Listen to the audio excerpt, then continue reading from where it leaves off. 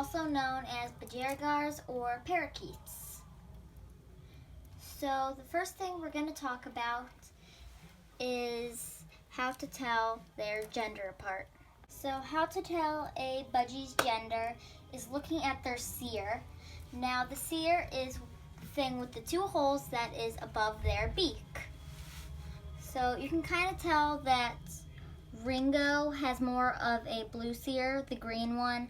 He has more of a blue cere, and that's how you can tell that birds with blue ceres have a boy, and parakeets with more of a pinkish or brownish cere is a girl. So Ringo is a boy, and Raven is a girl. And in a minute, I'll show you what kind of seed I give them. This is the kind of seed I feed them. I get their seed from Walmart. It's very cheap and affordable, but also has all the proteins and nutrients and vitamins that a budgie needs. And they really like this kind of seed. He was actually just eating from it. So I give them this feeder, and it works very well for them. They can easily eat it, and they may not understand it like the very moment you set it in there, but eventually they'll start eating from it, and they love this. It's very easy for them. Set it right next to a perch and they'll eat it. They love it. You can put your water in there too. So this is their fresh water I have for them. And then there is more water down there and more seed down there. You also need some toys for your budgies. It's very important to have toys because they're very playful. Now the thing that is hanging from their cage in there is called millet. It's also called millet spray, and it's the same thing, and they love it. That's one of the main treats for a budgie. You should always have at least one or two hanging.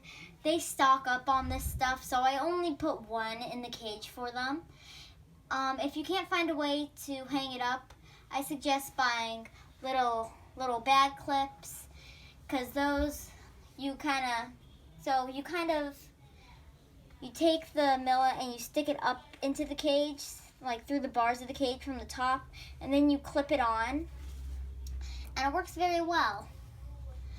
Budgies live up to 5 to 10 years in the wild, and in captivity they live up to 29 years. So if you're thinking about having a bird, you definitely need to look at how long they live, because that's very important. Right over here you'll see this black thing, and this is their seed catcher. I have this for them because parakeets are very messy birds, and I set it around the cage so the seed doesn't fly everywhere and everything.